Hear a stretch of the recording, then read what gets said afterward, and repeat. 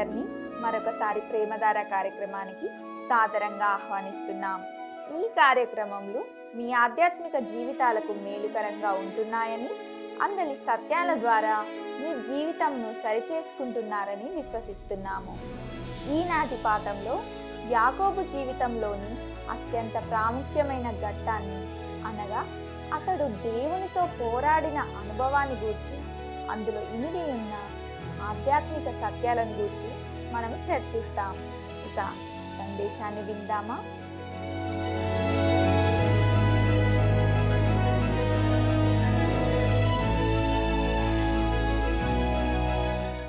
ప్రియులారా, నేటి మన ఈ పాఠంలో మనము ఆదికాండము 32వ అధ్యాయము 7 నుండి 32వ వచనం వరకు ధ్యానించుకోబోతున్నాం.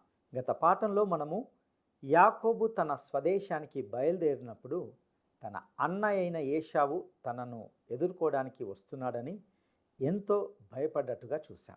ఇక ఆదికాండము 32వ అధ్యాయము 7-8 వచనాలను మనం గమనిద్దాం.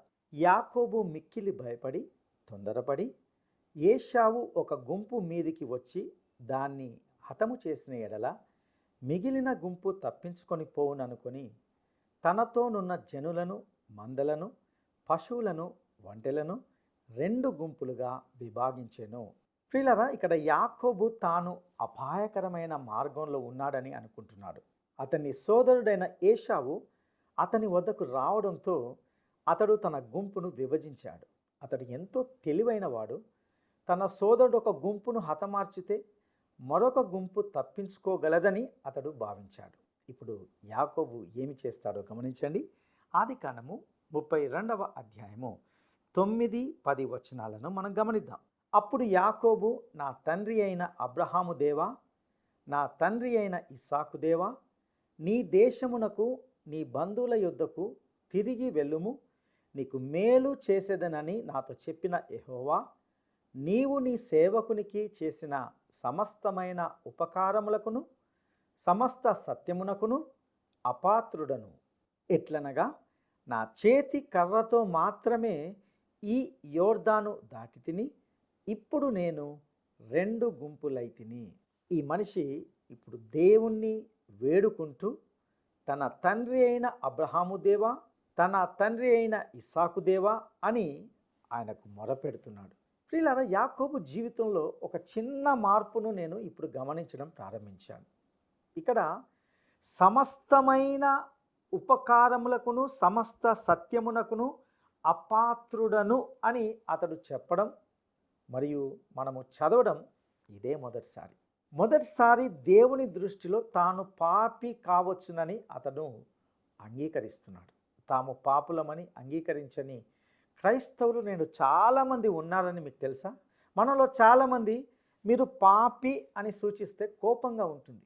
వారు మేము పాపి కాదని చెప్తారు. అయితే నా ప్రియ స్నేహితుడా, మనము పాపులమే, మనమందరం పాపులమే.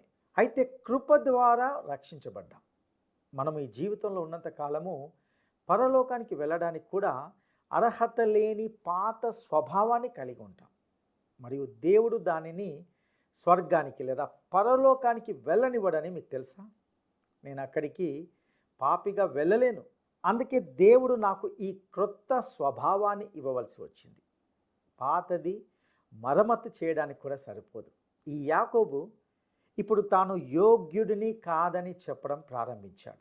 ఈ ఆధారంగా ఏ వ్యక్తి అయినా దేవుని వైపు కదలడం ప్రారంభించినప్పుడు దేవుడు అతనితో సంభాషిస్తాడని అతడు గ్రహించాడు. ఇక్కడ యాకోబు ఈ ఆసక్తికరమైన ప్రకటన చేశాడు. ఎందుకంటే నా చేతి కర్రతో మాత్రమే ఈ యోర్దాను దాటి తిని, ఇప్పుడు నేను 2 గుంపులైతిని. అతడు తన చేతి కర్రతో, అనగా తన దుడ్డు కర్రతో యోర్దాను దాటి వెళ్ళాడు. అతని దగ్గర ఉన్నది అంతే. ఇప్పుడు అతడు తిరిగి వస్తున్నాడు మరియు అతడు 2 గుంపులుగా మారాడు. ఇక ఆదికాండము 32వ అధ్యాయము 11-12 వచనాలను మనం గమనిద్దాం. నా సహోదరుడైన ఏశావు చేతి నుండి దయచేసి నన్ను తప్పించుము. అతడు వచ్చి పిల్లలతో తల్లిని నన్ను చంపునేమో అని అతనికి భయపడుచున్నాను. నేను నీకు తోడై నిశ్చయముగా మేలు చేయుచు విస్తార మగుట వలన లెక్కింపలేని సముద్రపు ఇసుక వలె నీ సంతానము విస్తరింప చేయుదునని సెలవిచ్చితివే అనెను. యాకోబు నిజంగా దేవునికి మొర్ర పెట్టాడు. ఆ రాత్రి అతనికి చాలా కష్టమైన రాత్రిగా ఉండింది. మరియు అతని దగ్గర తీసుకోవడానికి నొప్పి మాత్రలు కానీ నిద్ర మాత్రలు కానీ ఏమీ లేవు. ఇక ఆదికాండము 32వ అధ్యాయము 13 నుండి 15 వచనాలను మనం గమనిద్దాం.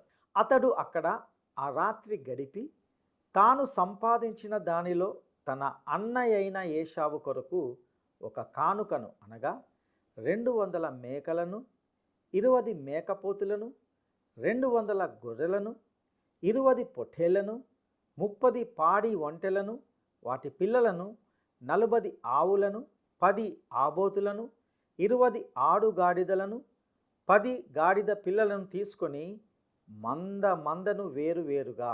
యాకోబు ఇప్పుడు తన పశువుల మందతో చాలా సమృద్ధిగా ఉన్నాడు. ఇక ఆదికాండము 32వ అధ్యాయము 16వ వచనాన్ని మనం గమనిద్దాం. తన దాసుల చేతికి అప్పగించి, మీరు మందకు నడుమ ఎడముంచి నాకంటే ముందుగా సాగిపోండని తన దాసులతో చెప్పాను. ప్రియులారా, ఇది యాకోబు వ్యూహం. ఇక్కడ యాకోబు తన సోదరుడి కోసము ఒక మందను చాలా గొప్ప బహుమతిగా పంపుతాడు. మరియు ఆ మొదటి మంద వచ్చినప్పుడు ఏశావు ఇది ఏమిటి అని అడుగుతాడు. సేవకులు, మీ సోదరుడైన యాకోబు నుండి మేము మీకు బహుమతిని తీసుకొని వస్తున్నాము అని సమాధానం ఇస్తారు. ఏశావు ఆ బహుమతిని స్వీకరించి అదే పరిమాణంలో ఉన్న మరొక మందను కలవడానికి కొంచెం దూరం వెళ్తాడు. అక్కడ యాకోబు సేవకులను, మీరు ఎక్కడికి వెళ్తున్నారు అని అడుగుతాడు. మేము అతడి సోదరుడైన యాకోబు నుండి బహుమతితో ఏశావును కలవబోతున్నాము అని చెప్తారు. అప్పుడు అతడు, నేను ఏశావును అని చెప్తాడు. ప్రియులారా, నా మాటలు నమ్మండి. ఏశావు యాకోబు మరియు అతని కుటుంబం ఉన్న చోటికి చేరుకునే సమయానికి ఏశావు పూర్తిగా మెత్తబడ్డట్లుగా చూస్తాం.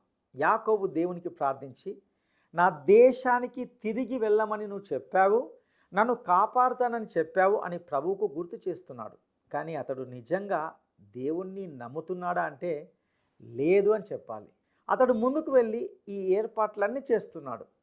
ఇది అతడు దేవుణ్ణి అస్సలు నమ్మడం లేదని వెల్లడిస్తుంది. ప్రియులారా, మనం తరచుగా అదే స్థితిలో ఉన్నామని నేను భయపడుతున్నాను.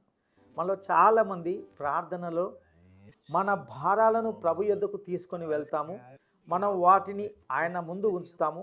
నేను కూడా అలాగే చేస్తాను. అయితే మనము ప్రార్థన పూర్తి చేసినప్పుడు మనము లేచి ప్రతి చిన్న భారాన్ని తిరిగి మన వీపు పైనే వేసుకొని మళ్ళీ వాటితోనే మన జీవితాన్ని ప్రారంభిస్తాం. మనము నిజంగా ఆయనను నమ్మము. ఈ విషయాన్ని మీరు కాదంటారా? మనము నిజంగా ఆయనను నమ్మవలసిన విధంగా నమ్మలేని స్థితిలో ఉంటున్నాం. ఇక ఆదికాండము 32వ అధ్యాయము 17 నుండి 20 వచనాలను మనం గమనిద్దాం.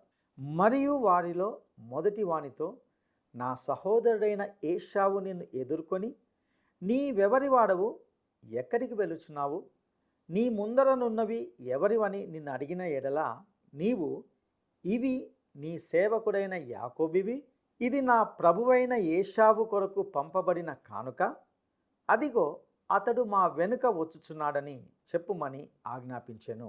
అట్లతడు, నేను ముందుగా పంపుచున్న కానుక వలన అతన్ని సమాధానపరిచిన తరువాత నేను అతని ముఖము చూచెదను. అప్పుడు అతడు, ఒకవేళ నన్ను కటాక్షించుననుకొని మీరు ఏశావును చూచినప్పుడు ఆ చొప్పున అతనితో చెప్పవలననియు, మీరు, ఇదిగో నీ సేవకుడైన యాకోబు మా వెనుక వచ్చుచున్నాడని చెప్పవలననియు, రెండవ వానికిని మూడవ వానికిని మందల వెంబడి వెళ్ళిన వారికందరికీ ఆజ్ఞాపించెను. ప్రియులారా, ఏశావును ఒకదాని తర్వాత ఒకటి గుంపులు ఇలాగే కలుస్తాయి. యాకోబు రచించినటువంటి పథకం ఇదే. ఇక ఆదికాండము 32వ అధ్యాయము 21 నుండి 23 వచనాలను మనం గమనిద్దాం. అతడు కానుకను తనకు ముందుగా పంపించి తాను గుంపులో ఆ రాత్రి నిలిచెను. ఆ రాత్రి అతడు లేచి తన 2 భార్యలను, తన 2 దాసీలను, తన 11 మంది పిల్లలను తీసుకొని యబ్బోకు రేవు దాటిపోయెను. యాకోబు వారిని తీసుకొని ఆ ఏరు దాటించి తనకు కలిగినదంతయు పంపివేసెను. యాకోబు జీవితంలో ఇది గొప్ప అనుభవం కలిగిన రాత్రి. అతడు యబ్బోకు వాగు దాటిన భూమి చాలా నిర్జనమైన ప్రదేశం. ఎందుకంటే అది చాలా అరణ్య ప్రాంతం. ఎవరైనా ఈ ప్రదేశాన్ని సందర్శిస్తే స్పష్టంగా అర్థమవుతుంది ఏమిటంటే, యబ్బోకు వాగు దాటేటప్పుడు 2 కొండల మధ్య చాలా చీకటి ప్రదేశంగా ఉంటుంది. ఆ రాత్రి యాకోబు ఇక్కడికి వచ్చాడు. అతడు అంతగా సంతోషంగా లేడు, మరియు అతడు భయం మరియు సందేహాలతో నిండి ఉన్నాడు. మీరు చూడండి, అతడు ఏదైతే విత్తాడో దానినే అతడు కోస్తున్నట్లుగా ఉంటున్నది. అతడు ఏశావుతో చెడుగా ప్రవర్తించాడు. దేవుడు అతనికి జ్యేష్ఠత్వపు హక్కు లేదా ఆశీర్వాదం పొందమని ఎప్పుడు చెప్పలేదు. దేవుడు తప్పకుండా దానిని అతని కోసం సంపాదించి ఉండేవాడు. ఆ రాత్రి యాకోబు తనకున్నదంతయు యబ్బోకు వాగు దాటించడానికి పంపుతాడు. కానీ తన సోదరుడు ఏశావు వస్తే యాకోబును చంపి కుటుంబాన్ని కాపాడడానికి అతడు అవతలి వైపున ఉంటాడు. కాబట్టి ఇటువైపు యాకోబు ఒంటరిగానే మిగిలిపోయాడు. ఇక పెనుయేలు వద్ద అతడు కుస్తీ లేదా మల్ల యుద్ధం చేస్తున్న సంఘటనను ఒకసారి గమనిద్దాం. ఆదికాండము 32వ అధ్యాయము 24వ వచనాన్ని మనం గమనిద్దాం. యాకోబు ఒక్కడు మిగిలిపోయెను, ఒక నరుడు తెల్లవారు వరకు అతనితో పెనుగులాడెను. ఈ రెజ్లింగ్ లేదా మల్ల యుద్ధం విషయానికి వస్తే నేను స్పష్టంగా చెప్పాలనుకుంటున్న అనేక విషయాలు ఉంటున్నాయి. యాకోబు మల్ల యుద్ధం చేశాడని చెప్పినట్లు నేను విన్నాను. నిజానికి యాకోబు ఎవరితోనూ మల్ల యుద్ధం కానీ లేదా కుస్తీ పడాలని కానీ అనుకోలేదు. అతని వెనుక మామ లాబానున్నాడు. అతడు అస్సలు మంచివాడని అర్థం కాదు. మరియు అతని ముందు అతని సోదరుడు ఏశావు ఉన్నాడు. యాకోబు ఈ ఇద్దరికి సరిపోడు. అతడు ఇప్పుడు ఒక బండరాయి మరియు కఠినమైన ప్రదేశం మధ్య చిక్కుకున్నాడు, మరియు అతనికి ఏ వైపు తిరగాలో తెలియదు. ఆ రాత్రి అతడు 3వ ప్రత్యర్థిని ఎదుర్కోవాలని అనుకుంటున్నాడా? నేను అలా చెప్పడం లేదు. చాలా సంవత్సరాల క్రితము టైమ్ మ్యాగజైన్ క్రీడా విభాగంలో గొప్ప రెజ్లర్కి సంబంధించి ఓట్ల గురించి నివేదిస్తూ చరిత్రలో అత్యంత ప్రసిద్ధ అథ్లెట్ అయిన రెజ్లింగ్ యోధుడు యాకోబుకు ఒక్క ఓటు కూడా పడలేదని చెప్పింది. ఇదిగో ఈ రెజ్లర్ యాకోబు గురించి ఏదైనా చెప్పమని కోరుతూ ఒక వ్యక్తి నుండి పత్రికకు ఒక లేఖ వచ్చింది. లేఖ రాసిన వ్యక్తి ఇంతకుముందు అతని గురించి ఎప్పుడు వినలేదు, మరియు స్పష్టంగా అతడు తన బైబిల్ని ఎప్పుడూ చదవలేదు. యాకోబు రెజ్లర్ మల్లయోధుడు కాదు. ప్రారంభంలోనే ఈ విషయాన్ని చాలా స్పష్టంగా చెప్పుకుందాం. ఆ రాత్రి అతడు ఒంటరిగా ఉండాలనుకున్నాడు, మరియు అతడు పోరాటం కోసం వెతకలేదు. ఇక్కడ ప్రశ్న ఏమిటంటే, ఆ రాత్రి యాకోబుతో కుస్తీ పట్టిన వ్యక్తి ఎవరు? అది ఎవరో అనే దానిపై చాలా ఊహాగానాలు ఉన్నాయి. కానీ అతడు మరెవరో కాదు, నరవతారి అయిన క్రీస్తు అని నేను అనుకుంటున్నాను. దీనికి హోషేయ ప్రవచనంలో అనగా 12వ అధ్యాయం 1 నుండి 5 వచనాల్లో కొన్ని ఆధారాలు ఉంటున్నాయి. హోషేయ గ్రంథము 12వ అధ్యాయము 1 నుండి 5 వచనాలు. ఎఫ్రాయిము గాలిని మేయిచున్నాడు, తూర్పు గాలిని వెంటాడుచున్నాడు, మానక దినమెల్ల అబద్ధమాడుచు బలాత్కారము చేయుచున్నాడు. జనులు అశ్షూరీయులతో సంధి చేసెదరు, ఐగుప్తునకు తైలము పంపించెదరు. యూదా వారి మీద యెహోవాకు వ్యాజ్యము పుట్టెను. యాకోబు సంతతి వారి ప్రవర్తనను బట్టి ఆయన వారిని శిక్షించును, వారి క్రియలను బట్టి వారికి ప్రతీకారము చేయును. తల్లి గర్భమందు యాకోబు తన సహోదరుని మడిమెను పట్టుకొనెను. మగ సిరి గలవాడై అతడు దేవునితో పోరాడెను. అతడు దూతతో పోరాడి జయమొందెను. అతడు కన్నీరు విడిచి అతని బతిమాలెను. బేతేలులో ఆయన అతనికి ప్రత్యక్షమాయెను. అక్కడ ఆయన మనతో మాట్లాడెను.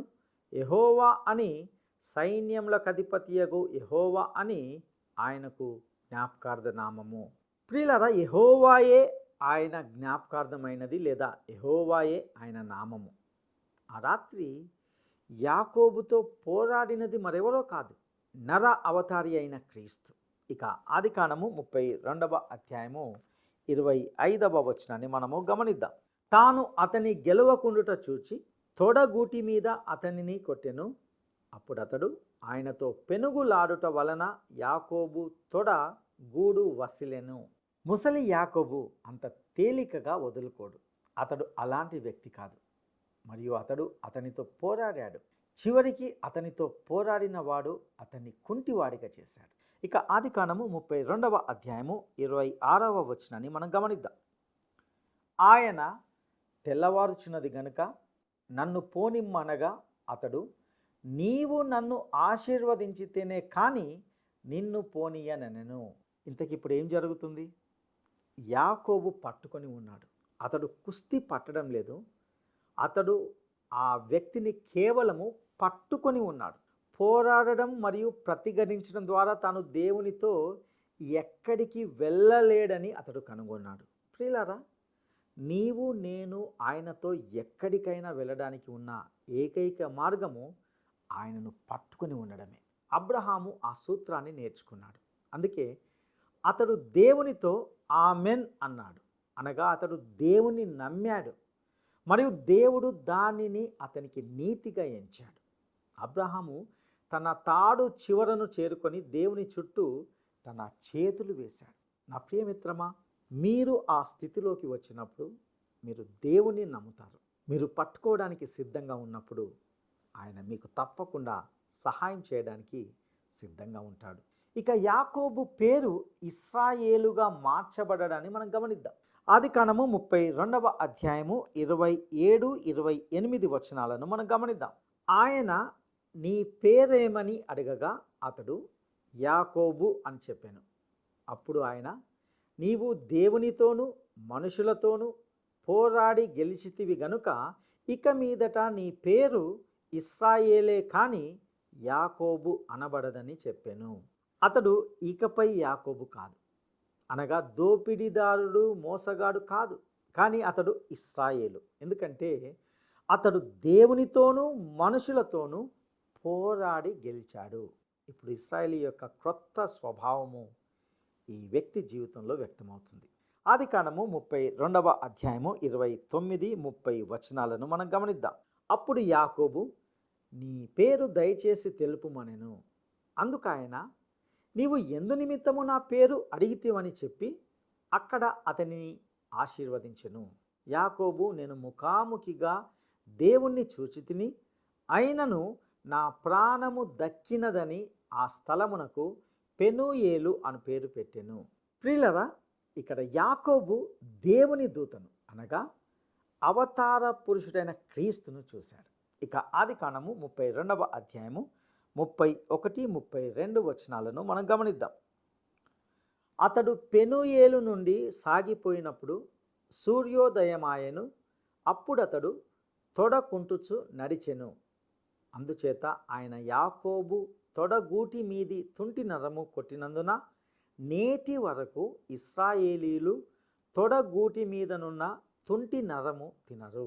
ప్రియులారా, యాకోబును పొందడానికి దేవుడు యాకోబును కుంటివాడిగా చేయవలసి వచ్చింది. తుదకు ఆయన అతన్ని పొందగలిగాడు.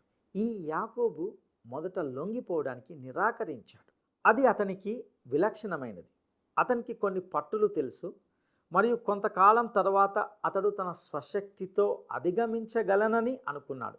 చివరికి అతడు అధిగమించలేడని తాను తన జీవితంలో కనుగొన్నాడు.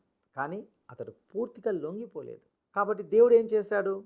ఖచ్చితంగా తన అత్యున్నత శక్తితో దేవుడు ఒక్క క్షణంలో యాకోబు భుజాలను కిందకు దించగలిగేవాడు. కానీ ఆయన తన చిత్తాన్ని కిందకు దించుకునేవాడు కాదు. ఇప్పుడు యాకోబు తన గదిలో ఒక మూలలో కూర్చోబెట్టిన చిన్న పిల్లాడిలా ఉంటున్నాడు. బయటకు మూలన కూర్చున్నట్లుగా కనిపిస్తూ ఉన్నాడు. కానీ తన అంతరంగంలో మూర్ఖంగా తన స్వంత శక్తితో ఏదైనా చేయాలని నిలబడే వ్యక్తిగా అతడు ఉంటున్నాడు. అతడు లొంగిపోవడానికి సిద్ధంగా లేడు. దేవుడు అతనితో ఎలా వ్యవహరిస్తున్నాడో గమనించండి. అతడు యాకోబు యొక్క తొడ గూటిని తాకాడు. దేవుడు తన వేలితో తాకితే ఈ మనిషి నిస్సహాయంగా ఉండిపోయాడు. అయితే మీరు ఇక్కడ చూడండి, దేవుడు అతని భుజాలను బిగించడం లేదు. ఇప్పుడు యాకోబుయే అతన్ని పట్టుకున్నాడు. యాకోబు పట్టుకున్న ఆ మనిషి, నన్ను వెళ్ళనివ్వు అని అన్నాడు. అప్పుడు యాకోబు, లేదు, నాకు నీ ఆశీర్వాదం కావాలి అని అన్నాడు. యాకోబు ఇప్పుడు దేవుణ్ణి అంటి పెట్టుకొని ఉంటున్నాడు. పోరాటం మరియు ప్రయత్నం ముగిసింది మరియు ఇప్పటి నుండి యాకోబు దేవునిపై ఆధారపడడం అనే ఆధ్యాత్మిక స్వభావాన్ని వ్యక్తపరచబోతున్నాడు. మార్పు అనేది ఒక్క క్షణంలో జరగడం మీరు చూడరు. మనస్తత్వవేత్తలు మన నాడీ వ్యవస్థల్లో కొన్ని సినాప్టిక్ కనెక్షన్లు ఏర్పాటు చేయబడి ఉన్నాయని, తద్వారా మనము అలవాటు ద్వారా పనులు ఆటోమేటిక్గా చేస్తామని అంటారు. నిజమే, మనము అలవాటు జీవులం. ఈ మనిషి యాకోబు చాలాసార్లు తన పాత స్వభావంతో లేదా పాత మార్గాల్లోకి తిరిగి వెళ్ళాడు. అయితే ఇప్పుడు మనము అతనిలో కొంత భిన్నంగా ఉండడాన్ని మనం గమనిస్తాం. అతనితో మనము ముగించే ముందు అతడు నిజమైన దేవుని మనిషి అని మనం కనుగొంటాం. మొదట మనము అతని ఇంట్లో చూసాము మరియు ఆ తర్వాత హారాను దేశంలో అతడు శరీర సంబంధమైన మనిషిగా ఉంటున్నాడు. ఇక్కడ పెనుయేలు వద్ద యబ్బోకు రేవు వద్ద అతడు పోరాడుతున్నట్లు మనం చూసాం. దీని తర్వాత అతడు ఐగుప్తుకు వెళ్ళి అక్కడ అతని విశ్వాసం ఉన్న వ్యక్తిగా ఆ తర్వాత చూస్తాం. మొదట శరీర సంబంధమైన మనిషి, తర్వాత పోరాడుతున్న వ్యక్తి, చివరకు విశ్వాసం ఉన్న వ్యక్తిగా అతడు ఉండబోతుంటున్నాడు. క్రొత్త నిబంధనలో తార్సుకు చెందిన సౌలు అనే వ్యక్తి ఈ యాకోబు సంతతికి చెందిన కుమారుడే. రోమా 7వ అధ్యాయంలో అతడు తన పోరాటాన్ని గురించి మనకు చెబుతున్నాడు. అతని జీవితంలో 3 కాలాలు ఉన్నాయి. అతడు తన జీవితం మార్చబడినప్పుడు క్రైస్తవ జీవితాన్ని చాలా అవలీలగా గడపగలనని అనుకున్నాడు.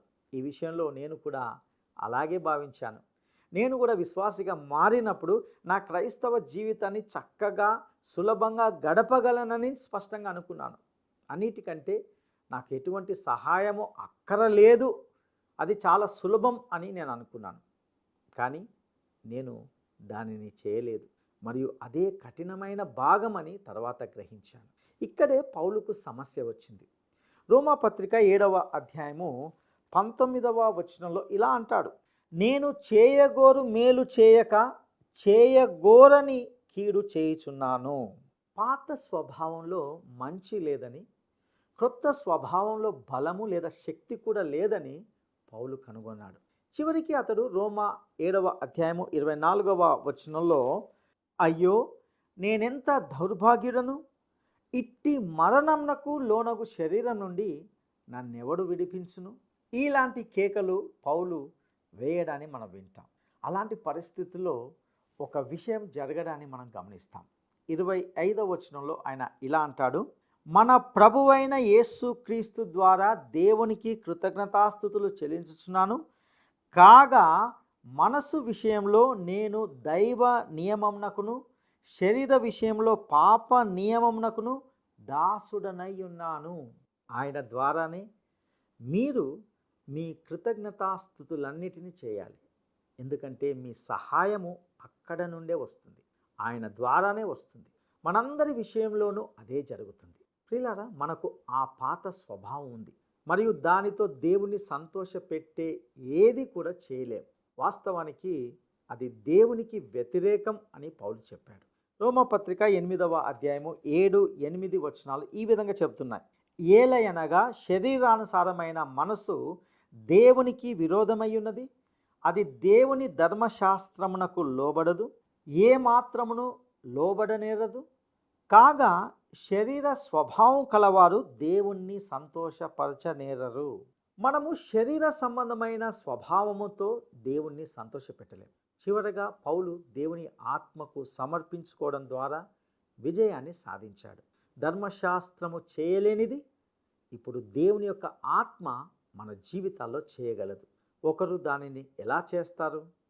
మీరు మరియు నేను ఆయనకు సంపూర్ణంగా లొంగిపోయే వరకు మనము ఆయనను సంతోషపెట్టలేం. లొంగిపోవడం అంటే అది దేవుని చిత్తానికి తనను తాను లొంగిపోయే తిరిగి జన్మించిన వ్యక్తి యొక్క సంకల్ప చర్య అని చెప్పవచ్చు. మరియు యాకోబు చేసింది అదే. యాకోబు గెలిచాడు, అతడు విజయాన్ని సాధించాడు. అయితే అది పోరాడటం ద్వారాను మరియు తన స్వంత కృషితో ద్వారా కాదు, కేవలము సంపూర్ణంగా సమర్పించుకొని దేవునికి లొంగిపోవడం ద్వారానే అది సాధ్యమైంది. నిజంగా అతనిలో మనకెంతటి చిత్రం ఉంది కదా. మరియు ఈ విషయాలన్నీ మనకు దృష్టాంతములుగా వారికి జరిగాయని మనకు చెప్పబడిందని దేవుని వాక్యంలో ఎంతో స్పష్టంగా చెప్పబడింది. ప్రియ సహోదరుడా, సహోదరి, ఇందలి సత్యాలను మీ వ్యక్తిగత జీవితాలకు అన్వయించుకొని ఆయనలో జీవించడానికి ప్రభువు మీకు సహాయం చేయనుగాక. దైవాశీస్సులు.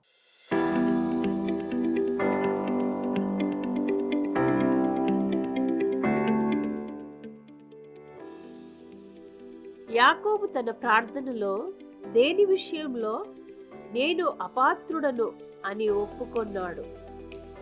యాకోబు తన ప్రార్థనలో దేని విషయంలో నేను అపాత్రుడను అని ఒప్పుకొన్నాడు? 1.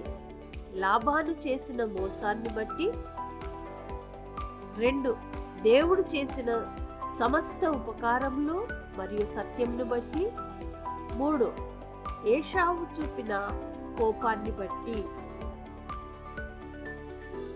ఈ ప్రశ్నకు సరైన జవాబును ఈ వాట్సాప్ నంబర్కు పంపండి. మా వాట్సాప్ నంబర్ 9399952570. నేటి ఈ కార్యక్రమం ఖచ్చితంగా మీ ఆధ్యాత్మిక జీవితాలకు మేలుకరంగా, ఆశీర్వాదకరంగా ఉందని, ఇందులోని సత్యాలు మీ ఆధ్యాత్మిక ఎదుగుదలకు సహాయకరంగా ఉన్నాయని నమ్ముతున్నాము. ముఖ్యంగా నేటి సందేశం నుండి కానీ లేక ఆదికాండం గ్రంథం యొక్క క్రమబద్ధమైన అధ్యయనాలకు సంబంధించి ఏవైనా ప్రశ్నలు లేదా సందేహాలు లేక ప్రార్థన మనవులు కానీ ఉంటే స్క్రీన్ మీద ఇవ్వబడిన ఫోన్ నెంబర్ ద్వారా మమ్మల్ని సంప్రదించగలరని ఆశిస్తున్నాం. సృష్టికర్త అయిన దేవుని అద్భుత హస్తం మీకు తోడై ఉండి నడిపి